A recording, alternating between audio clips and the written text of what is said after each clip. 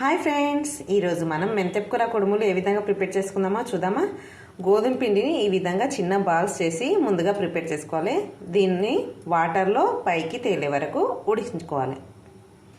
బాగా మరిగే వాటర్లో ఈ చేసిన కుడుములు వేసి పైకి తేలే వరకు ఉడికించుకుందాం. కుడుములు ఉడికిపోయాయి. ఇప్పుడు నీళ్ళు మొత్తం వంపేసుకుందాం. కుడుములు రెడీ అయిపోయాయి. ఇప్పుడు మెంతెపకూర వేసి ఏ విధంగా చేద్దామో చూద్దాం. ఇప్పుడు మనం మెంతెపకూరతో కుడుములు ఏ విధంగా ప్రిపేర్ చేసుకుందామో చూద్దాం. ఇప్పుడు ఎల్లిపాయల ముక్కలు నూనెలో వేసుకుందాం. ఎల్లిపాయలు రెడ్గా అయ్యి ఇప్పుడు ఉల్లిగడ్డ కూడా ఫ్రై చేసుకుందాం. ఉల్లిగడ్డ ఉడికిపోయింది. ఇప్పుడు మెంతెపకూర వేసుకుందాం. మెంతెపకూర దగ్గర పడే వరకు ఉడికించుకుందాం.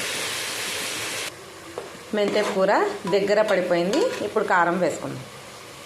తగినంత పచ్చికారం, తగినంత ఉప్పు, పసుపు. మెంతెపకూర చేదుగా ఉంటుంది కదా, చేదుతనం పోవడానికి చక్కెర, పల్లీల పొడి, నువ్వుల పొడి, ధనియాల పొడి వేసుకుందాం. కారం వేసాం కదా, 5 నిమిషాలు ఉడకనిద్దాం. కారం మొత్తం కలిసిపోయింది.